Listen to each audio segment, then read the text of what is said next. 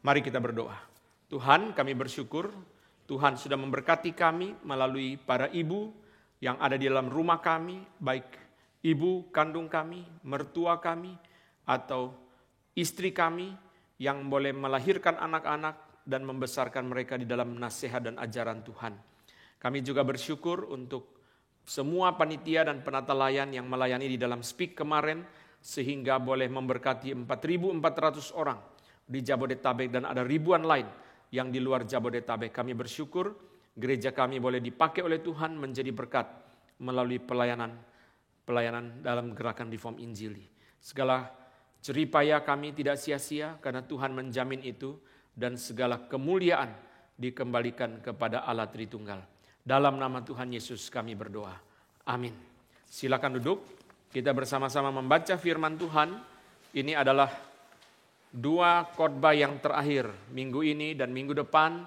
Injil Lukas yang sudah berlangsung hampir 10 tahun. Akhirnya kita akhiri juga. Dan mulai bulan Juni saya akan berkhotbah dengan tema seri eksposisi kitab-kitab terpendek. Yaitu 5 kitab yang terpendek. 2 Yohanes, 3 Yohanes, Obadja, Yudas, dan Filemon. Tidak tahu akan berlangsung selama berapa lama, tapi kitab-kitab ini akan kita renungkan. Minggu depan itu adalah eksposisi yang terakhir. Setelah itu akan tambah 1 minggu lagi, yaitu refleksi dari seluruh Injil Lukas. Jadi kita tutup sebagai kesimpulan dari seluruh Injil Lukas yang akan kita pakai satu khotbah. Hal-hal apa yang penting yang harus kita ingat kembali dari Injil Lukas yang sangat panjang. Seumur hidup saya belum pernah eksposisi sepanjang ini. Ini sangat panjang sekali. 1 Tesalonika kita lalui selama 8 bulan. Mari kita membaca hanya ayat 33 sampai 36 dan bagian selanjutnya nanti kita akan baca di dalam bagian selanjutnya. Lukas 24 ayat 33 sampai 36. Mari kita membaca bergantian. Lalu bangunlah mereka dan terus kembali ke Yerusalem. Di situ mereka mendapati ke-11 murid itu, mereka sedang berkumpul bersama-sama dengan teman-teman mereka. Kata mereka itu, sesungguhnya Tuhan telah bangkit dan telah menampakkan diri kepada Sion. Lalu kedua orang itu pun menceritakan apa yang terjadi di tengah jalan dan bagaimana mereka mengenal dia pada waktu ia memecah-mecahkan roti. Dan sementara mereka bercakap-cakap tentang hal-hal itu, Yesus tiba-tiba berdiri di tengah-tengah mereka dan berkata kepada mereka, "Damai sejahtera bagi kamu." Saudara sekalian, bagian yang pertama adalah kita melihat saudara penampakan Tuhan Yesus. Saya mengajak saudara kita melihat lagi Kisah Para Rasul pertama ayat yang ketiga. Kisah Para Rasul pertama ayat yang ketiga. Mari kita baca sama-sama. 1, 2, 3. Kepada mereka ia menunjukkan dirinya setelah penderitaannya selesai, dan dengan banyak tanda ia membuktikan bahwa ia hidup. Sebab selama 40 hari ia berulang-ulang menampakkan diri dan berbicara kepada mereka tentang kerajaan Allah. Saudara perhatikan, setelah penyaliban Yesus bangkit. Setelah Tuhan Yesus bangkit, dia pakai 40 hari terus-menerus menampakkan diri, terus-menerus membuktikan bahwa dia hidup. Ini jelas dicatat oleh Kisah Para Rasul 1 ayat 3.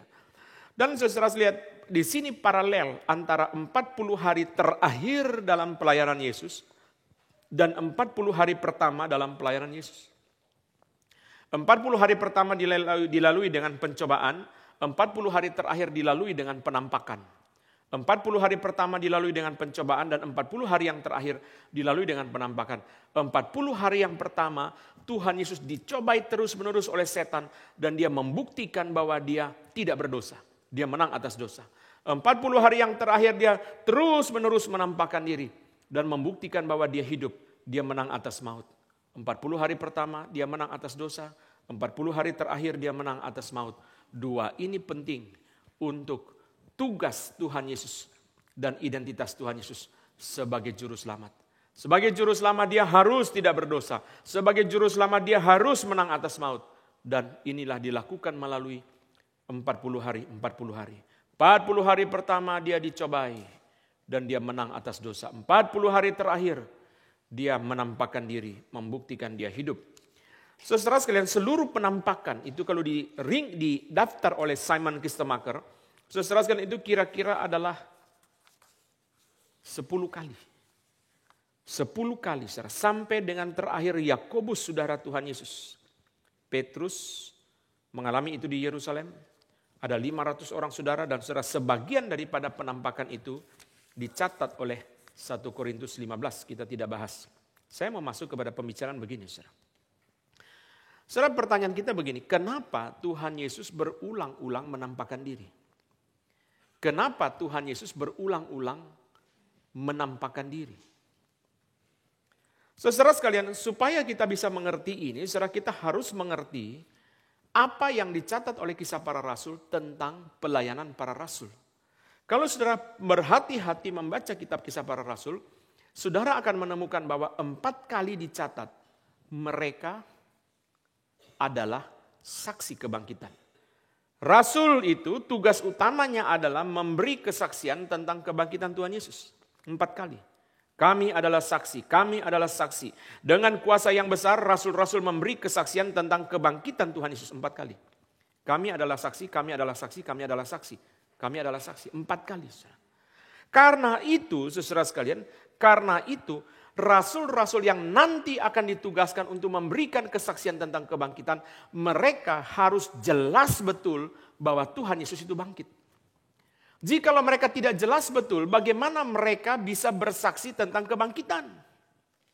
Saudara tahu semua di dalam dunia bisnis, semua salesman harus mengerti dengan jelas produk yang akan dijual, betul gak? Kalau dia jelasin aja gagap-gagap, ada yang mau beli gak? Wong saya tanya baru pertanyaan kedua aja, Bapak udah bingung. Bagaimana saya bisa beli? Bapak aja gak mengerti kok. Itu jelas, saudara, maka dipanggil, di training, saudara, sampai dia hafal. Jadi saudara, tidak ada salesman, saudara nawarin barang ke kita sambil baca buku. Sebentar ya, saya baca nomor 1, nomor 2, baru nomor 3 sudah ada pergi dia belum tahu, saudara. Kita mesti mengerti betul. Maka kita menjelaskan kepada orang, saudara, bukan saja kita sudah kuasai, kita fasih dan menjelaskannya menarik sampai orang itu tertarik, dia mau untuk membeli produk yang kita tawarkan. Bagaimana mungkin rasul-rasul itu memberitakan tentang kebangkitan Yesus kalau mereka tidak jelas betul? Mereka harus benar-benar jelas bahwa Tuhan Yesus itu bangkit. Itu sebabnya saudara, dia berulang-ulang menampakkan diri, saudara. Berulang-ulang menampakkan diri. Berulang-ulang, dan saudara baca di dalam versi Yohanes, saudara baca dalam 1 Korintus 15, saudara baca dalam berbagai macam catatan di dalam Injil dan dalam Perjanjian Baru. Semua itu dikumpulkan. Dia harus jelas. Mereka harus jelas. Saudara, istilah bukti, membuktikan di dalam Kisah Rasul pasal pertama, itu saudara di dalam bahasa Yunani adalah tekmerion. Itu artinya convincing proof. Bukti yang meyakinkan. Selama 40 hari Tuhan Yesus terus-menerus menampakkan diri dengan bukti yang meyakinkan. Mereka harus jelas. Mereka harus jelas bahwa bukti itu meyakinkan bagi mereka. Terus menerus. 3 pelajaran dari fakta ini. Pertama, orang yang mengenal Tuhan, orang yang melayani Tuhan harus betul-betul mengenal Tuhan. Orang yang memberitakan tentang Tuhan harus betul-betul mengenal Tuhan. Ini pelajaran pertama. Orang yang mengenal Tuhan orang yang melayani Tuhan harus betul-betul mengenal Tuhan yang dia layani. Orang yang memberitakan tentang Tuhan harus betul-betul mengenal Tuhan yang dia beritakan. Kalau tidak, saudara, bagaimana dia bisa memberitakan Tuhan yang dia tidak kenal? Bagaimana dia bisa melayani Tuhan yang dia tidak kenal? Dia harus benar-benar mengenal.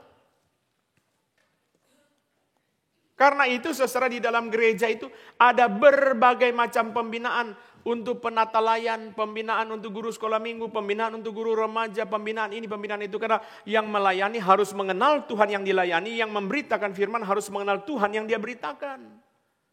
Bagaimana mungkin setelah dia melayani, dia tidak mengenal Tuhan yang dia layani, bagaimana mungkin dia memberitakan firman Tuhan tentang Tuhan yang dia tidak kenal? Ini pelajaran pertama. Kenapa harus berulang-ulang? Supaya mereka kenal betul Kristus yang bangkit yang akan mereka saksikan. Dengan sangat meyakinkan, dengan sangat jelas. Kedua, mari kita buka Filipi 3. Mari kita buka Filipi 3. Ini ayat yang sudah terkenal ya. Ayat yang sudah sangat terkenal. Mari kita baca sama-sama ayat yang sangat luar biasa ini. Filipi 3 ayat 10 dan 11. 1, 2, 3. Yang ku kehendaki ialah mengenal dia dan kuasa kebangkitannya dan persekutuan dalam penderitaannya, di mana aku menjadi serupa dengan dia dalam kematiannya, supaya aku akhirnya beroleh kebangkitan dari antara orang mati. Yang ku kehendaki ialah mengenal dia. Paulus sudah melayani 30 tahun. Sampai di penghujung akhir hidupnya pun dia masih ingin mengenal Tuhan. Bayangkan. Dia sudah melayani 30 tahun, saudara, sudah mengajar begitu banyak. Saudara, di dalam surat Filipi yang ditulis dari penjara Roma, dia masih ingin mengenal Tuhan. Yang ku kehendaki ialah mengenal dia. Seolah-olah saudara selama ini dia kurang mengenal Tuhan. Padahal Paulus sudah melayani begitu lama. Dan saudara perhatikan, setelah kata mengenal dia, langsung disambung oleh kuasa kebangkitannya. Kenapa Paulus tidak berkata kematiannya, penderitaannya, tapi kuasa kebangkitannya? Hal yang sama ke Paulus lakukan ketika dia memperkenalkan Injil kepada Timotius. Timotius, ingatlah ini Injil yang aku beritakan, Yesus Kristus, 2 Timotius 2 itu ya. Yaitu dia yang bangkit dari antara orang mati, yang dilahirkan menurut keturunan Daud. 3. Kenapa Paulus ketika menjelaskan Injil kepada Timotius, dia mulai dengan kebangkitan? Karena saudara memberikan kepada Timotius apa yang dia yakini sendiri. Dia mengenal kuasa kebangkitan. Itu rahasia untuk dia bisa menghadapi persekutuan dalam penderitaan Kristus dan serupa dengan kematian Kristus. Kalau dia tidak mengenal kuasa kebangkitan, bayangkan saudara bagaimana dia bisa menghadapi penderitaan dan kematian. Maka saudara lihat, yang ku kehendaki ialah mengenal dia dan kuasa kebangkitan. Supaya akhirnya apa? Aku beroleh kebangkitan dari antara orang mati. Dia mengenal kuasa kebangkitan. Yang menguatkan dia menghadapi penderitaan. Dan memberi kepastian kepada dia bahwa dia pasti akhirnya menang atau tidak. Hah? Saudara pilih mana? Menang terus seperti Uzbekistan ya. Uzbekistan tidak pernah kebobolan, tidak pernah kalah selama turnamen. Satu-satu kalinya kalah dan hanya satu kali kebobolan. 1-0 dari Jepang di final. Saya sudah duga Uzbekistan ini ya nanti terakhir dia kalah. Kenapa saudara? Menang terus. Percaya diri kan. Menang terus ya. Jadi saudara tidak pernah kebobolan. Clean sheet, menang terus. Terakhir satu-satu kalinya kalah, satu kalinya kebobolan lawan Jepang. Jepang terbalik. Satu-satu kalinya kalah di depan lawan Korea Selatan. Maka saya pikir-pikir juara sesungguhnya Indonesia. Karena Jepang kalah dari Korea, Korea kalah dari, coba juara yang betul mana saudara ya? Kita mengalahkan yang mengalahkan juara, hebat ya. Saudara sekalian, Jepang satu-satu kalinya kalah di depan. Uzbekistan satu-satu kalinya kalah di belakang saudara. Jadi saudara pilih mana? Pilih kalah di depan apa pilih kalah di belakang? Ini yang Paulus bilang, saudara, saya mengerti kuasa kebangkitan sehingga sekalipun saya melewati hidup yang penuh dengan penderitaan, toh akhirnya saya menang. Kenapa? Dia bilang, pada akhirnya aku bangkit. Itu kuasa kebangkitan itu kuncinya. Karena itu kamu mesti jelas murid-murid. Kalau kamu tidak jelas bahwa Kristus bangkit, bukan saja kamu tidak jelas dalam pemberitaanmu, bagaimana mungkin kamu menghadapi persekutuan dalam penderitaannya, menjadi serupa dengan dia dalam kematiannya. Kalau kamu tidak mengenal kuasa kebangkitan, oh maut saja dia kalahkan, tidak usah khawatir. Itu adalah pegangan. Pegangan saudara. Jadi saudara sekalian lihat ya, Filipi 3, 10, 11 ini kuasa kebangkitan di depan, kebangkitan Paulus di belakang. Seperti di sini dikasih DP sama Tuhan. Nanti pelunasannya di belakang. Ada kepastian, ada pegangan yang pasti sejak awal saudara, itu ada pegangan yang pasti. Itu sebabnya dalam 1 Korintus 15 ketika Paulus mencatat daftar penampakan Yesus, saudara, menurut versi dia mengatakan yang paling akhir dari semuanya itu ia menampakkan diri juga kepadaku sama seperti kepada anak yang lahir sebelum waktunya. Dia juga harus mengenal Kristus yang akan dia beritakan. Dan dia juga harus mengenal kuasa kebangkitan yang akan menguatkan dia melewati segala macam penderitaan. Tenang, sesulit-sulitnya menderita pasti menang. Kadang-kadang dalam sepak bola begitu, saudara. Yang terseok-seok di itu fase grup, saudara ya, akhirnya muncul sebagai juara. Yang meyakinkan fase grup, saudara, menang 3-0, 3-0, 3-0. Poinnya 9, golnya 9. Akhirnya baru babak selanjutnya sudah disikat, dan itu namanya seringkali kalau dalam Piala Dunia kutukan juara dunia. Juara dunia selalu saudara datang dengan meyakinkan, ya, dan prestasinya Sintayong adalah bikin pulang Jerman 2-0. Masih ingat jadi Rusia? Itu saudara itu video yang saya suka putar ulang video itu, saudara.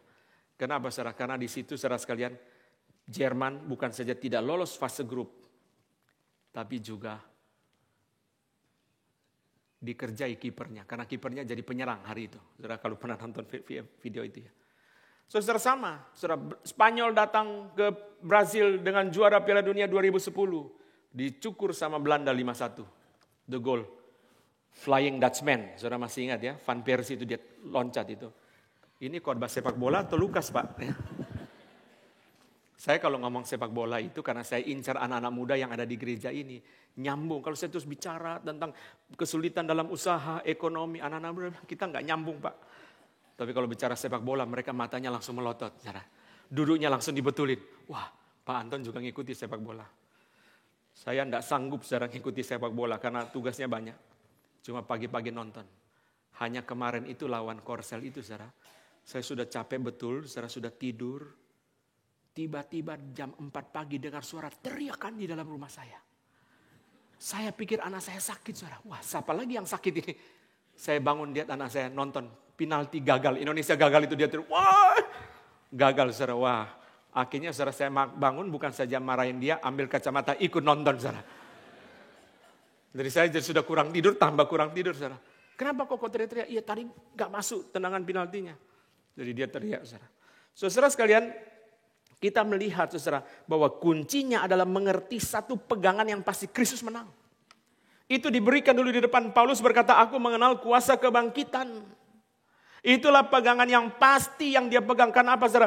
Berapapun aku menderita, berapapun aku sampai mati, tetap pada akhirnya aku akan bangkit. Kenapa? Karena yang aku pegang adalah kuasa kebangkitan.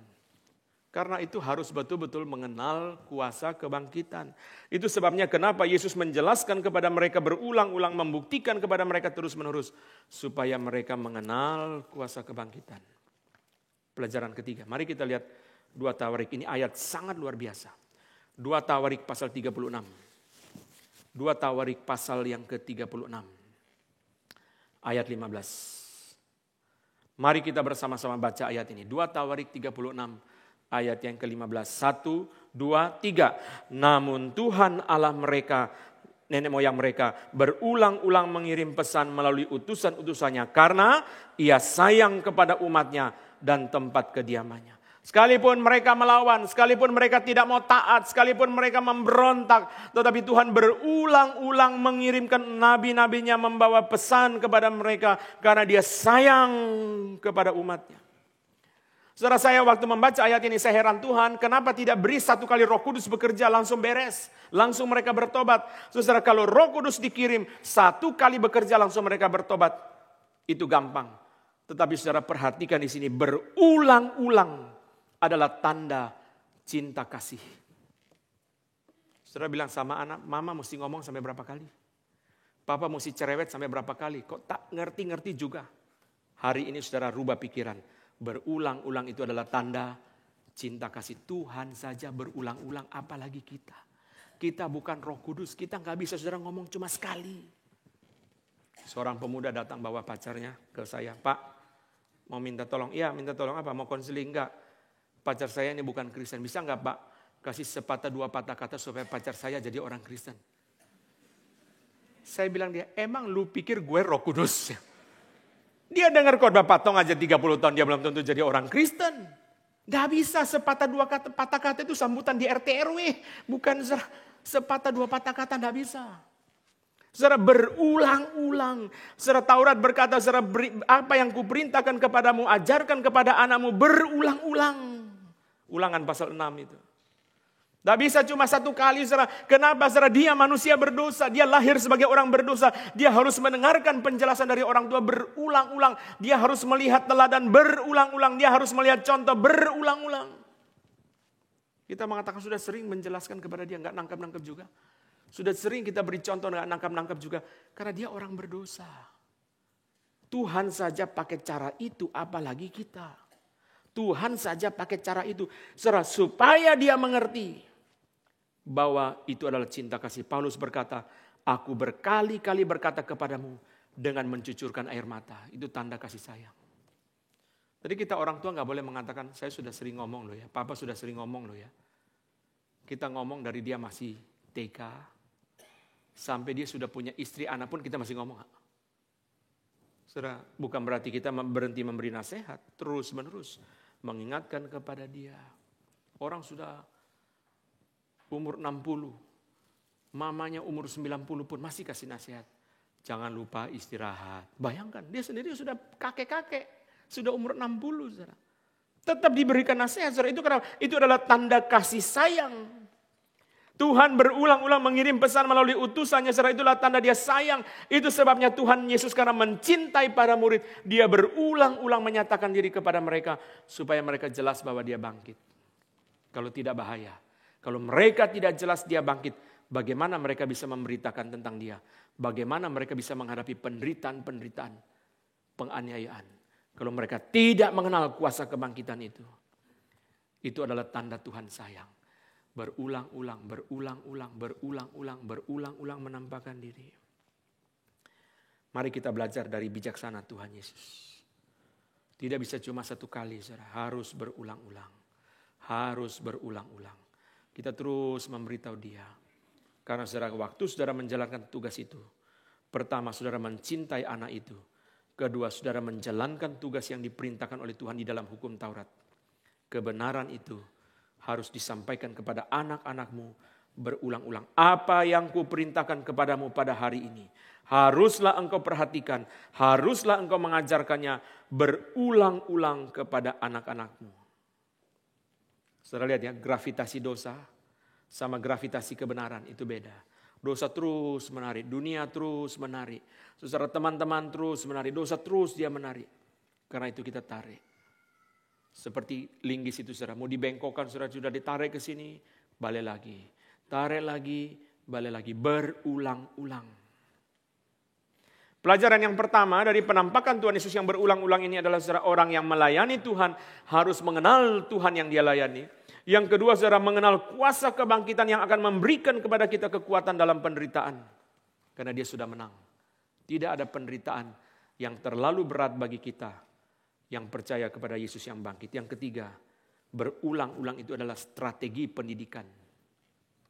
Berulang-ulang, saudara baca buku psikologi anak, saudara. Psikologi pendidikan. Nanti dikasih tahu ya, anak itu mesti berapa ratus kali, berapa ribu kali itu bulingkan.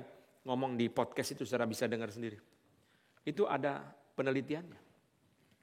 Berulang-ulang. Maka dulu, zaman dulu, saya nggak tahu zaman sekarang. Zaman dulu kalau kita terlambat ke sekolah, guru bilang begini, tulis di buku 10 halaman penuh. Saya tidak akan terlambat lagi. Masih ingat? Orang-orang tua ya, suruh tuliskan. Saya tidak akan terlambat lagi. Tulis, pakai huruf menulis yang rapi. Naik tipis, turun tebal. Masih ingat ya? Kalau saudara kita tebal semua, penggaris sampai patah di tangan. Itu zaman dulu ya. Kalau penggaris belum patah, guru belum puas. Saudara sekalian, berulang-ulang. Pendekatan itu, saudara, sampai sekarang juga diperlakukan di sekolah. Anak-anak disuruh latihan soal matematika berulang-ulang. Untuk bisa mengerti, butuh berulang-ulang. Ini bagian pertama. Bagian kedua. Setelah bagian kedua, Tuhan Yesus memberikan kabar damai sejahtera kepada para murid. Damai sejahtera bagi kamu. Dia tiba-tiba berada di tengah-tengah mereka dan berkata, damai sejahtera bagi kamu. Mari kita lihat 2 ayat di dalam Yohanes 20. Saya tidak membahas bagian kedua ini dengan panjang karena saya simpan untuk nanti hari Kamis dalam kebaktian kenaikan. Saya akan melanjutkan Yohanes pasal ke-20 ini. Saudara. Mari kita lihat Yohanes 20 ayat yang ke-19. Ketika hari sudah malam, pada hari pertama minggu itu, berkumpullah murid-murid Yesus di suatu tempat dengan pintu-pintu yang terkunci, karena mereka takut kepada orang-orang Yahudi. Pada waktu itu datanglah Yesus dan berdiri di tengah-tengah mereka dan berkata, damai sejahtera bagi kamu. Ayat 21 bersama-sama, Yohanes 20, 1, 2, 3. Maka kata Yesus sekali lagi, damai sejahtera bagi kamu. Sama seperti Bapa mengutus aku, demikian juga sekarang aku mengutus kamu. 4 kali. Lukas 24 sekali, Yohanes 20, 19, 20, 21, 20, 26. 4 kali catatan Injil, Yesus berkata damai sejahtera bagi kamu. 4 kali. Saudara, mereka di dalam kondisi ketakutan. Dalam kondisi ketakutan Tuhan Yesus tidak datang dengan membawa berita penghakiman dan penghukuman. Tidak. Penghakiman dan penghukuman. Oh, kamu kenapa waktu penyaliban lari? Kamu kenapa waktu perempuan-perempuan cerita tentang kebangkitan kamu berkata itu omong kosong? Yesus tidak membawa daftar-daftar kesalahan mereka, catatan-catatan kesalahan mereka. Kenapa, saudara? Yesus datang di dalam kondisi mereka ketakutan. Kenapa takut? Kenapa takut? Karena Tuhan Yesus sendiri berkata, gembala dipukul domba cerai-berai. Kenapa takut, saudara? Karena ketika Goliat dibunuh oleh Daud, orang Filistin cerai-berai. Saudara-saudara, itu sebabnya mereka takut karena mereka berpikir Tuhan Yesus saja diperlakukan begitu, apalagi saya.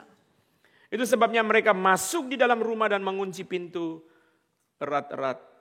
Mengunci pintu supaya tidak diganggu oleh orang Yahudi. Dalam kondisi ketakutan seperti itu, Yesus datang dan membawa berita damai. Tidak membawa berita penghakiman, tidak membawa berita penghukuman, tapi berita damai. Kenapa? Karena mereka akan diutus. Karena mereka akan diutus, Tuhan beri kepada mereka berita damai, kabar damai, terimalah damai. Supaya dengan damai itu kamu pergi. Yang penting hatimu damai. Itu sebabnya kadang-kadang anak-anak bilang begini sama orang tuanya, Pak, nanti ya aku kalau berangkat ke Australia atau ke Amerika, Papa enggak usah antar. Kenapa, saudara? Karena Papa dia orang sederhana. Apalagi mama dia lebih sederhana lagi. Ya, mereka mungkin di daerah diberkati oleh Tuhan, ada kemampuan uang, anak bisa kuliah ke luar negeri. Tapi Papa enggak usah antar. Mama enggak usah antar. Kenapa? Nanti papa mama pulang aku gak damai. Karena transit ngomong Inggris gak bisa. Indonesia aja putus-putus, apalagi Inggris. Nanti transit, wah masuk ke gate yang salah. Ketinggalan pesawat gak kerukuran. Sudah, aku jalan sendiri. Kalau dari daerah, kalau kita ketemu anak-anak di luar negeri, mereka suka ngomong gitu. Aku bilang sama papa mama gak usah nganter. Nanti papa mama pulang, aku kuliah tidak damai. Aku mau menjalani hidup yang sulit di sini, aku mau terima. Tapi aku ingin damai. Tuhan Yesus membawa kepada mereka berita damai. Karena saudara, Yesus berkata, sebagaimana Bapa mengutus aku pun mengutus kamu. Mereka akan diutus, itu sebabnya mereka diberikan damai. Bukan damai secara untuk mereka punya kesenangan yang lepas daripada pelayanan, tidak. Tuhan bukan memberikan kepada mereka damai ya, supaya setelah itu mereka santai-santai, tidak. Setelah damai diberi, tugas selanjutnya apa? Pengutusan. Kamu pergi untuk melayani. Ini bagian kedua, tidak panjang, kita langsung pindah ke bagian ketiga yang lebih panjang. Nanti hari Kamis dalam kebaktian kenaikan saya akan meneruskan pembahasan dari Yohanes 20 ini. Mari kita lihat Lukas 24, mari kita teruskan pembacaan kita yang belum selesai tadi. Lukas 24 ayat 37 sampai dengan ayat 43. Mari kita membaca bergantian, saya mulai. Mereka terkejut dan takut dan menyangka bahwa mereka melihat hantu. Mengapa kamu terkejut dan apa sebabnya timbul keraguan-raguan di dalam hati kamu? Lihatlah tanganku dan kakiku, aku sendirilah ini. Rabalah aku dan lihatlah, karena hantu tidak ada daging dan tulangnya, seperti yang kamu lihat padaku. Sambil berkata demikian, ia memperlihatkan tangan dan kakinya kepada mereka.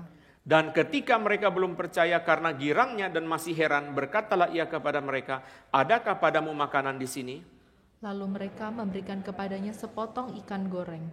Ia mengambilnya dan memakannya di depan mata mereka. Saudara sekalian, orang-orang yang ragu, dan nanti saya akan masuk ke dalam perbandingan, bagian terakhir perbandingan tentang bagaimana menghadapi keraguan. Saudara perhatikan, saudara sekalian, mereka ragu. Dan mereka menyangka, saudara, mereka melihat hantu. Saudara perhatikan, Tuhan Yesus menghadapi keraguan mereka dengan memberikan penjelasan tentang pembedaan. Penjelasan tentang diferensiasi. Dua perbedaan antara tubuh kemuliaan dan hantu. Karena mereka menyangka hantu kan. Kalau mereka menyangka hantu, maka Yesus mesti jelaskan, saya ini bukan hantu. Kamu ngerti nggak beda tubuh kemuliaan, tubuh kebangkitan dengan hantu itu apa? Maka saudara lihat di sini, saya akan masuk saudara kepada pembedaan yang pertama. Saudara, pembedaan yang pertama, hantu tidak memiliki daging dan tulang. tubuh kemuliaan memiliki daging dan tulang. Ini kata Yesus ya. Saudara, hantu itu, saudara sekalian, ada penampakannya. Dia bisa menyamar sebagai malaikat terang, 2 Korintus 11:14. Kalau dia bisa menyamar sebagai malaikat terang, jangan heran kalau dia bisa menyamar sebagai apa saja. Bisa menyamar sebagai kucing, misalnya bisa menyamar sebagai anak kecil, kakek-kakek, atau apa saja. Saudara. Dia bisa menyamar sebagai malaikat, kok apalagi cuma manusia, ciptaan. Saudara. Tapi saudara, penampakan itu kosong. Gak ada daging dan tulangnya, itu kata Yesus kan. Hantu tidak ada daging dan tulangnya. Tubuh kemuliaan ada daging dan tulang. Jangan lupa saudara, waktu Yesus datang kali kedua kita dibangkitkan dengan tubuh kemuliaan. Jadi kita ini saudara nanti masuk sorga, nanti di dalam setelah kedatangan kedua. Bukan hanya jiwa kita yang masuk sorga, tetapi juga dengan tubuh kemuliaan. Tubuh kemuliaan. Saudara perhatikan ya, pelan-pelan. Paulus berkata dalam 1 Korintus 15, tubuh kemuliaan itu adalah tubuh yang diubah dari tubuh yang lama. Jadi tubuh ini sekarang ini, mati masuk kubur, diubah waktu Yesus datang, diubah menjadi tubuh kemuliaan. Berarti saudara, waktu Yesus datang, tubuh yang lama bukan dihancurkan lalu cipta baru, bukan. Karena 1 Korintus 15 nanti saudara baca sendiri ya, ayat 51-52 itu, diubah. Jadi bukan tubuh ini saudara masuk ke dalam kuburan hancur, ya. Lalu setelah itu Yesus datang cipta tubuh baru buat kita, bukan. Tubuh kemuliaan adalah tubuh yang lama yang diubah. Oke? Nah, saudara perhatikan. Karena tubuh lama diubah, maka ada yang sama dengan yang lama, ada yang tidak sama. Continue and discontinue. Saudara perhatikan baik-baik. Saya kasih contoh di Alkitab ya. Waktu Yesus bangkit, Maria Magdalena mengenal Yesus enggak? Tidak mengenal. Dia pikir tukang kebun. Masih ingat dia tukang taman itu. Kapan Maria mengenal Yesus? Waktu Yesus memanggil dengan suara Maria. Maka Maria langsung kenal, Rabuni. Berarti saudara perhatikan ya, melihat penampilan Yesus, Maria tidak kenal. Mendengar suara Yesus, Maria kenal tidak? Itu namanya sama sekaligus tidak sama, continue and discontinue. Tubuh kemuliaan dari tubuh lama yang diubah, ada yang sama, ada yang tidak sama. Jadi besok saudara di surga ketemu istrimu atau suamimu, saudara akan bilang begini, kayak pernah lihat ya, siapa ya? Wah. Terus kalimat kedua, oh kamu, kok cakep banget. Berarti di dunia parah ya. Di dunia parah. Maka dia ngomong gitu. Kok cakep banget ya. Saudara, ada yang sama, ada yang tidak sama. Itu tubuh kemuliaan saudara. Saudara perhatikan di dalam sini saudara. Dia memiliki daging dan tulang. Tuhan Yesus memiliki daging dan tulang. Ini yang sama dengan yang lama. Tapi materi itu tembus pintu enggak? Tembus pintu enggak? Tembus kan? Itu yang tidak sama. Karena tubuh yang lama ada daging dan tulang tetapi tidak bisa tembus pintu. Kan Yesus tembus pintu kan mendadak muncul. Mendadak ada di tengah-tengah, mendadak ada di tengah-tengah. Itu yang tidak sama. Ada yang sama yaitu ada daging dan tulang. Tetapi yang tidak sama adalah tubuh kemuliaan itu bisa tembus pintu. Seperti orang sulap itu saudara ya. Bisa tembus pintu. Saudara itu tubuh kemuliaan. Maka ada yang sama, ada yang tidak sama. Kalau tubuh kemuliaan itu seluruhnya baru. Di dalam penghakiman terakhir susah dibedain. Susah dibedain. Maka saudara, karena itu saudara kita nanti saudara pada akhirnya kita tahu. Tapi Tuhan Yesus berkata tidak kawin dan dikawinkan. Maka urusan rumah tangga sebaiknya diselesaikan di dalam dunia ini. Jangan ke bawah meninggal saudara ya. Karena sampai di sana tidak bisa diselesaikan. Jadi kalau ada masalah apa-apa ngomong baik-baik. Dan jangan lupa pesan saya, kata Pak Anton, sebaiknya diselesaikan dalam dunia ini. Bilang sama pasanganmu. Nanti kalau ke bawah meninggal bagaimana caranya? Nanti kita ketemu sana, minta tolong malaikat Michael membantu kita. Tidak bisa saudara. Tidak lagi, selesai. Kenapa saudara? Dengan tubuh kemuliaan. Saudara perhatikan. Tuhan Yesus membawa satu hal yang sama. Khusus Tuhan Yesus. Satu hal yang sama itu apa saudara? Dalam tubuh kemuliaan dia. Luka di tangan dan di lambung. Yesus berkata kepada Thomas, masukkan jarimu ke dalam lubang di tanganku. Dan masukkan tanganmu ke dalam luka di lambungmu. Luka ini tetap ada di dalam tubuh kemuliaan. Semua kita nanti menerima tubuh kemuliaan. Semua luka sembuh. Semua penyakit beres. Semua apa saja yang tidak beres dalam tubuh kita semua beres. Itu tubuh kemuliaan yang baru. Tapi tubuh kemuliaan Yesus khusus ada tandanya. Luka di tangan, luka di lambung, luka di kaki. Herman Ridderbos mengatakan, kenapa luka itu dibiarkan? Dua makna, ini kata Herman Ridderbos, dua makna. Pertama, itu adalah tanda identitas Tuhan Yesus. Tanda identitas Tuhan Yesus. Kedua, itu adalah tanda kemenangan Tuhan Yesus. Saya ulang ya. Herman Ridderbos mengatakan, mengapa di dalam tubuh kemuliaan Yesus masih ada luka yang dibiarkan? Thomas dan murid-murid diperlihatkan lukanya. Karena itu adalah tanda bahwa dia Kristus. Luka di tangan, luka di kaki ada pada dua penjahat. Tetapi luka di lambung tidak ada pada dua penjahat. Tidak ada luka di lambung. Kedua, saudara, itu adalah tanda kemenangan. Sekalipun sudah dilukai, sekalipun sudah dipaku, sekalipun sudah dianiaya, tetap dia menang. Herman Ridderbos mengatakan, luka-luka itu dibiarkan di dalam tubuh kemuliaan Yesus. Karena itu adalah tanda identitas Kristus dan tanda kemenangan Kristus. Saya tambah yang ketiga. Itu adalah tanda cinta kasih Kristus. Besok sampai di surga, kita ketemu Tuhan. Kita melihat tubuh kemuliaan Tuhan. Ada luka-luka itu. Sebagai tanda dia mencintai saudara dan saya. Kita akan melihat luka-luka itu dan kita bersyukur, oh ini Tuhan yang mati bagi saya. Ini pembedaan pertama, hantu tidak memiliki daging dan tulang, sedangkan tubuh kemuliaan memiliki daging dan tulang.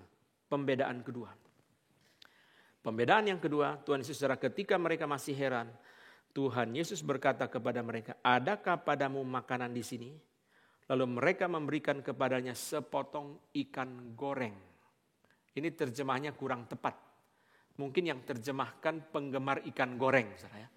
Ini terjemahan yang tepat adalah cooked fish. Lebih tepat sebenarnya diterjemahkan itu adalah ikan steam atau ikan rebus. Saudara, bukan ikan goreng, saudara ya. Ikan yang dimasak, ikan yang matang. Saudara, lalu Yesus makan di depan mata mereka. Saudara, perhatikan 3 motif dari makan ikan di depan murid-murid ini. Apa maksudnya, saudara? Saudara, tubuh kemuliaan itu bisa makan. Jangan berkata tubuh kemuliaan harus makan. Yang sama antara tubuh kemuliaan dengan tubuh yang lama adalah bisa makan. Kenapa? Karena ada daging dan tulang, berarti bisa makan. Tapi jangan berkata tubuh kemuliaan harus makan. Kalau kita berkata tubuh kemuliaan harus makan, kita tanya di surga ada restoran Chinese enggak? Susah nanti, hidup enggak habis-habis ya. Kalau yang senang Padang, yang senang, wah enggak keruan. Jadi secara tubuh kemuliaan bisa makan. Kenapa? Ada daging dan tulang. Karena itu Yesus membuktikan dia bukan hantu. Kenapa? Karena hantu enggak bisa makan. Kalau hantu bisa makan, semua rumah makan bangkrut. Karena setiap malam masak untuk jual besok pagi, sebelum dijual sudah disapu habis. Ayam goreng, ikan goreng, tinggal tulang. Hantu enggak makan, kata Yesus. Sekalipun dia tidak bicara secara eksplisit, tapi dari penjelasan ini kita mengerti bahwa tubuh kemuliaan itu bisa makan. 3 motif dulu. Para ahli mengatakan makan di depan mata murid-murid itu memberikan 3 motif untuk memperkenalkan diri Tuhan Yesus. Yesus kan sedang perkenalkan diri siapa dia. Maka dia makan itu bukan sekedar membuktikan hantu tidak bisa makan, dia bisa makan. Tapi dia sedang berbicara tentang 3 motif. Motif pertama, ikan itu adalah motif Galilea. Ikan, dia makan ikan, memberitahu mereka, ingat Galilea? Ingat ikan di Galilea? Ini gurumu. Aku sekarang makan ikan, ingin kita makan ikan bersama di Galilea. Motif yang kedua, saudara, adalah motif perjamuan kudus. Makan di depan mata mereka. Motif perjamuan kudus seperti ketika dia memecahkan roti dan dia makan di depan mereka. Ini adalah motif perjamuan kudus. Motif yang ketiga adalah motif table fellowship. Persekutuan di antara mereka. Seperti Yesus makan dengan orang-orang berdosa, dengan pemungut cukai. Motif Galilea, ini ikan motif Galilea. Makan di depan mereka motif perjamuan kudus. Ketiga motif table fellowship. Dengan 3 motif ini seharusnya para murid mengerti, oh ini Tuhan Yesus. Saudara, tetapi kita kembali lagi. Hantu tidak punya daging dan tulang. Apakah dia makan? Saudara, tidak mungkin kita bisa menjelaskan seluruhnya mengenai detail mengenai. Saudara, perhatikan satu hal. Alkitab tidak begitu tertarik bicara tentang setan, bicara tentang neraka, bicara tentang nasib orang fasik. 3 ini. Bukan tidak ada. Yesus bicara tentang neraka. Tapi Alkitab tidak tertarik banyak bicara tentang 3 hal ini. Setan, neraka, dan nasib akhir orang fasik. Ada. Tapi tidak terlalu tertarik. Alkitab lebih suka bicara tentang orang percaya, tentang malaikat, anak Tuhan, dan sebagainya. Karena itu kita tidak mungkin sepenuhnya menjelaskan apakah hantu itu makan ikan, bisa makan atau tidak. Tetapi saya memberikan 2 data kepada saudara. Pertama, saudara, literatur orang Yahudi berkata hantu atau semua roh tidak bisa makan. Ini kepercayaan orang Yahudi. Itu sebabnya kita bisa menduga di sini, bisa menduga kemungkinan Yesus memakai pemahaman yang mereka mengerti. Karena orang Yahudi percaya semua yang bersifat roh tidak bisa makan. Yang roh ya, malaikat, setan itu tidak makan. Itu keyakinan orang Yahudi. Maka kemungkinan Yesus memakai ini. Sebab mereka sudah tahu orang Yahudi mengatakan bahwa roh itu tidak bisa makan. Kedua, saudara, data yang sebaliknya. Pada waktu 2 malaikat datang kepada Abraham dan datang kepada Lot di Sodom. Yaitu Kejadian 18 dan Kejadian 19. Abraham menjamu mereka dan mereka makan. Lot menjamu mereka dan mereka makan. Malaikat makan. Apakah berarti malaikat bisa makan, setan tidak bisa makan? Kita tidak sepenuhnya tahu. Cuma kesan yang kita tangkap dari penjelasan ini. Karena Yesus juga tidak bicara eksplisit. Kalau daging dan tulang, Yesus bilang, setan tidak ada daging dan tulang. Hantu tidak ada daging dan tulang. Bisa makan atau tidak? Yesus tidak bicara eksplisit. Tapi kesan sangat kuat dari Lukas 24 adalah hantu tidak makan minum. Itu sebabnya Robert Stein mengatakan, for ghost spirits, disembodied souls do not eat. Semua yang bersifat roh tidak makan. Ini saudara, para ahli pun menyimpulkan seperti demikian. Ya memang bagi pengusaha restoran lebih baik hantu tidak bisa makan, betul tak?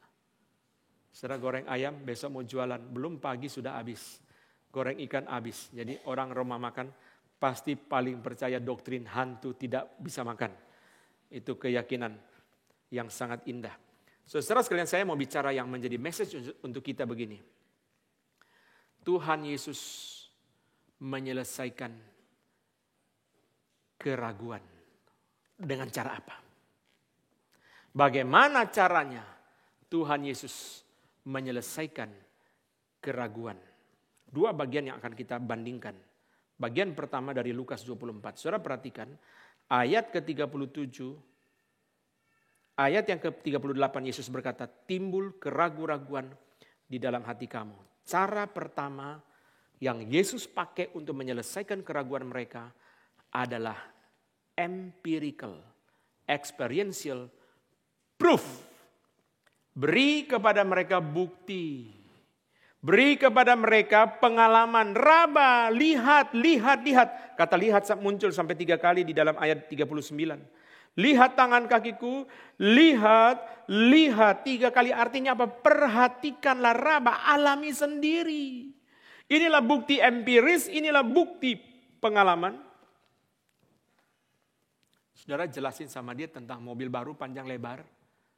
Dia susah nangkep bahwa dia naik mobil. Langsung beda gak? Kadang-kadang hal tertentu keraguan tidak diselesaikan dengan penjelasan. Tetapi dengan memberi kesempatan. Dia ngalami. Kadang-kadang kita jelasin dia gak ngerti. Sudah kasih dia ngalami. Ayo naik. Putar sekali. Waduh. Suspensinya luar biasa ya. Wah, akustik kabinnya luar biasa ya. Wah, sound systemnya luar biasa ya. Suara mesin tidak masuk. Kalau dari dalam ya, kita lihat tarikan sama dengar suaranya. Rasanya ini mobil bensin, ternyata ini mobil diesel. Luar biasa ya. Wah, dipasangi turbo, lebih luar biasa. Kadang-kadang secara orang yang ragu itu jangan diselesaikan dengan penjelasan. Saudara jelasin sampai berbusa-busa, dia nggak nangkap. Saudara beri dia kesempatan ngalami. 1 kali langsung dia ngerti. Oh gitu. Biasanya kalau sudah ngerti biasanya gitu. Oh gitu. Nah dia sudah ngerti. Ini pertama. Yesus berkata lihat, raba, ngalami. Ini pegang aja. Ini saya loh pegang. Kedua, saudara yang kedua, saudara Tuhan Yesus menyelesaikan keraguan mereka dengan memberikan penjelasan rasional tentang diferensiasi. Penjelasan rasional tentang pembedaan, tentang perbedaan atau pembedaan. Penjelasan rasional tentang diferensiasi. Waduh Pak, harga segini saya nggak berani Pak. Kalau saya beli arloji palsu, saya dikutuk istri saya 30 tahun Pak. Maka orang yang jual arloji beritahu, ini arloji palsu, ini asli ya. 10 perbedaan. Kamu lihat crownnya, kamu lihat dialnya, kamu lihat mereknya, dan terakhir kita buka mesin. Kamu lihat beda enggak? Setelah 10 penjelasan itu, oh gitu, kalau gini saya berani bayar. Orang ragu, pertama perlu pengalaman, kedua perlu penjelasan. Ini cara Yesus loh, bukan cara saya. Ini cara Tuhan Yesus. Dia beri penjelasan. Penjelasan yang rasional. Penjelasan tentang perbedaan. Orang ragu kok, dia perlu penjelasan. Supaya dia bisa mengerti perbedaan. Sedangkan apa? Kadang-kadang orang tidak mengerti. Orang mempunyai pemahaman yang sangat sederhana. Itu sebabnya ya, orang yang mengerti ya, kalau hatinya jahat celaka ya. Saudara sekalian, dia menipu itu sangat celaka. Saudara. Sangat celaka, dua-duanya palsu tetapi beda KW. Satu KW-nya Jepang, satu KW-nya mana misalnya. Lalu saudara sekalian, dua-duanya palsu tapi ini yang lebih bagus, lihat bedanya. Wah, akhirnya orang itu bayar. Itu saudara sekalian ya, sampai menyesalnya susah kembali itu. Saudara, orang ragu pertama perlu pengalaman, beri dia kesempatan mengalami. Orang yang takut beri dia kesempatan mengalami. Orang yang ragu beri dia kesempatan mengalami, biar dia merasakan sendiri. Penjelasan tidak cukup untuk dia bisa mengerti. Yang kedua, saudara sekalian, adalah memberi penjelasan. Beri penjelasan yang rasional. Berikan penjelasan tentang perbedaan. Apa bedanya ini sama ini. Beri penjelasan. Supaya dia bisa bedakan. Saudara, ini adalah versi Lukas 24. Mari kita lihat versi Matius. Versi Matius. Matius 28. Mari kita lihat bagaimana Yesus menyelesaikan keraguan. Konteksnya sama tetapi pendekatannya beda. Konteksnya sama tetapi pendekatannya beda. Saudara lihat ya, ayat 17. Ini saudara kalau mengerti betul-betul ya. Saudara bisa pakai banyak prinsip ini di dalam bisnis, di dalam hidup saudara, di dalam keluarga saudara, di dalam menghadapi klien, menghadapi orang saudara. Ini ajaran Yesus. Saudara menghidupi ajaran Yesus dalam hidup saudara. Ini bukan ajaran saya, ini ajaran Tuhan Yesus. Saudara lihat ya, Matius 28 ayat 17 dan 18. Ketika melihat dia, mereka menyembahnya, tetapi beberapa orang ragu-ragu. Bersama-sama ayat 18, Yesus mendekati mereka dan berkata, kepadaku telah diberikan segala kuasa di sorga dan di bumi. Tuhan Yesus mendekati, karena orang yang ragu tidak mau mendekati, orang yang ragu menjauh. Orang yang ragu cenderung narik diri, orang yang ragu cenderung hati-hati. Wah, bahaya nih, saya nggak kenal nih, jangan-jangan penipu nih. Kita sudah curiga-curiga, ternyata begitu ngomong teman SD sendiri. Kenapa saudara? Karena sudah lama, sudah berubah wajahnya, itu sebabnya kita ragu-ragu. Wah, jangan-jangan nih dia mau tipu saya. Kita nggak kenal kok tahu-tahu langsung so akrab. Karena kita wajahnya tidak berubah seperti dulu, sama, masih kelihatan bentuknya, dia sudah berubah. Maka dia langsung mengenali kita, kita tidak langsung mengenali dia. Kita ragu-ragu, kita mundur. Dia mendekati, kita langsung beresin barang. Jangan-jangan tukang copet. Setelah dia menjelaskan dengan beberapa tanda saja, oh teman lama. Saudara lihat ya, mendekati. Ini pertama, saudara. Kedua, Tuhan Yesus tidak memberi penjelasan, tetapi memberi pernyataan, memberi statement, memberi deklarasi. Contohnya begini, deklarasi itu contohnya begini. Kalau si istri itu curiga sama suaminya. Suaminya tidak mau bukti, nggak mau kasih bukti, nggak mau kasih penjelasan. Suami cuma ngomong satu kalimat dengan serius. Saya tanggung jawab di hadapan Tuhan. Setelah itu diam. Kalau istrinya mengenal suaminya, dia tahu. Kalau sudah ngomong begini, berarti tidak sembarangan. Nggak sembarangan.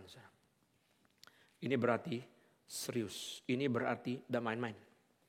Nah, saudara lihat, saya mau masuk saudara kepada prinsipnya. Saudara, bagaimana Yesus menyelesaikan keraguan. Pertama, saudara, adalah dengan kasih. Yang kedua adalah dengan kebenaran. Pertama adalah dengan kasih. Yang kedua adalah dengan kebenaran. Saudara lihat ya, kok mirip ya sama yang Lukas 24. Bedanya di mana? Lukas 24, saudara itu memberi pengalaman spesifik. Kamu ragu minum ini, coba dulu. Ini spesifik saudara. Kalau di dalam Matius 28, saudara dia tidak bicara pengalaman spesifik. Cinta kasih secara general, kamu rasakan, kamu alami. perhatian saya, cinta kasih saya. Itu sebabnya saudara ya, biasanya orang yang serasian takut sama kita kalau kita sudah memperhatikan, lama-lama cair. Lama-lama itu menjadi cair, saudara. Kenapa? Karena kita menyatakan cinta kasih kepada dia. Saudara, itu adalah kasih. Yang kedua, saudara, adalah kebenaran. Kebenaran. Mesti menyatakan kebenaran. Nyatakan kebenaran kepada dia. Meskipun tidak mudah ya. Saudara, kadang-kadang anak yang ragu dijauhi oleh orang tua. Anak yang ragu dikutuki oleh orang tua. Kita justru, saudara sekalian, harus mengasihi dan memberikan kepada dia kebenaran. Ini yang Yesus pakai. Kebenaran itu bukan dalam bentuk penjelasan. Tadi di dalam Lukas 24 menggunakan penjelasan rasional. Dalam Matius 28 menggunakan statement, menggunakan pernyataan, menggunakan deklarasi. Kadang-kadang secara orang ragu sama kita, dia cuma minta bukan bukti, bukan penjelasan. Pak, gini aja Pak, tolong tanda tangan di atas meterai. Itu namanya apa? Deklarasi itu sama dengan Matius 28:18. Saya menyatakan bahwa saya belum pernah menikah, tanda tangan di meterai. Tidak ada penjelasan dan tidak ada bukti. Saudara. Kenapa surat itu diterima? Karena itu adalah deklarasi yang formal. Jadi saudara lihat ya, menyelesaikan keraguan ada 4 cara yang Yesus pakai di Lukas 24 dan Matius 28. Pertama adalah beri dia kesempatan mengalami. Kedua, beri penjelasan rasional, termasuk di dalamnya pembedaan. Ketiga, nyatakan kasih, mendekati dia, memperhatikan dia. Keempat, statement. Berarti saudara sudah sampai ke yang keempat itu sudah final. Yesus sudah langsung deklarasi, itu sudah tidak penjelasan lagi. Kalau saudara melihat nada di dalam Lukas 24 dengan Matius 28 ayat 18, nadanya beda. Matius 28 18 langsung deklarasi, kepadaku telah diberi segala otoritas di surga dan di bumi, karena itu pergi. Sudah tidak banyak penjelasan. Saudara lihat penjelasan di Lukas 24 itu penjelasan panjang lebar, tetapi setelah penjelasan pun masih ragu, seolah-olah begini. Kalau orang sudah jelaskan masih ragu ya, Pak begini. Terakhir masih ragu juga, statement keluar. Sudah surat aja Pak ya. Kalau perlu saya tanda tangan surat di notaris. Resmi. Di notaris itu ada beberapa macam juga, saudara. Ada yang register atau apa lagi, saudara.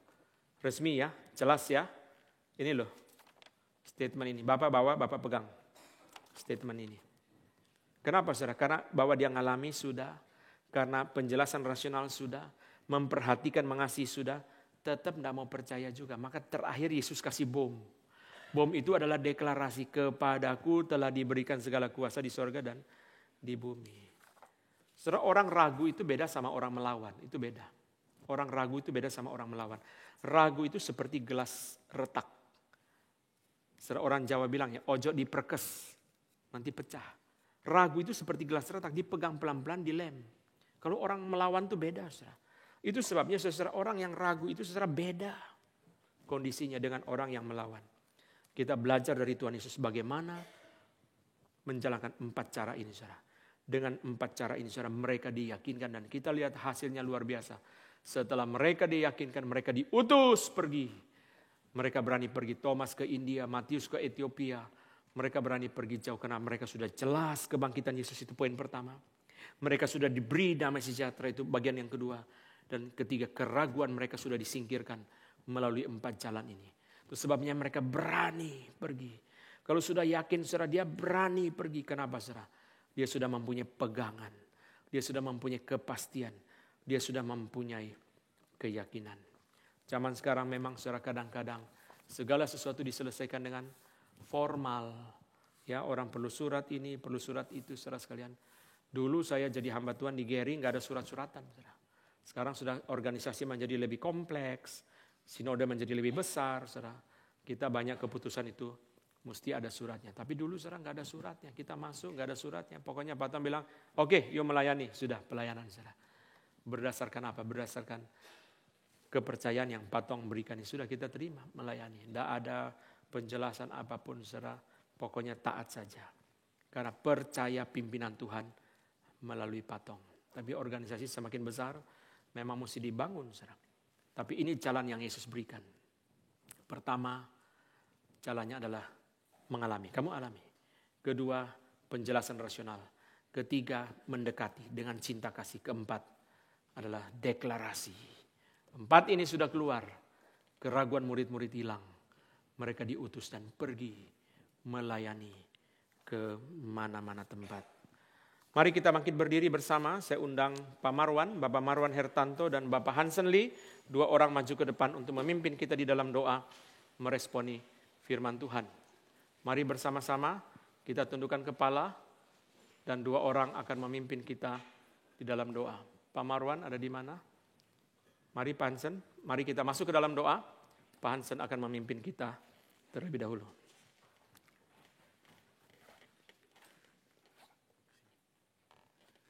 Bapa di surga, kami mengucap syukur untuk firman Tuhan pada hari ini. Kami mengucap syukur sekali lagi Tuhan menguatkan kami semua. Kami mengucap syukur di tengah-tengah pergumulan kami yang kami alami setiap hari. Tuhan terus berbicara kepada kami. Dan kami berdoa agar kiranya terus menguatkan kami. Bukan pada hari ini saja, tapi hari demi hari Tuhan terus menguatkan kami. Kiranya Tuhan memberikan kami terus ketekunan kami dalam berdoa, dalam menjalankan hidup kami sesuai dengan apa yang Tuhan mau. Kami berdoa Tuhan agar kiranya kami boleh juga Tuhan setelah kami dikuatkan, kami boleh Tuhan utus Tuhan keluar untuk mengabarkan Injil dan membawa orang-orang sekitar kami untuk mengenal Tuhan. Kami mohon Tuhan yang menguatkan kami dalam segala kelemahan kami. Kami berdoa hanya dalam satu nama kami, Tuhan kami Yesus Kristus. Amin.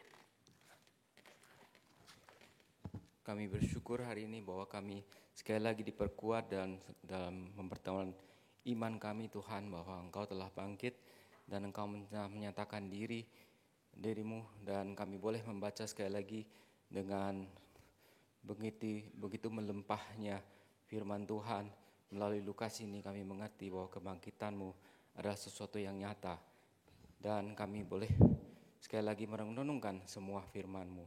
Dan kami juga berdoa agar bahwa mimbar ini terus boleh memberitakan semua dan mengupas firman dengan lebih limpah lagi.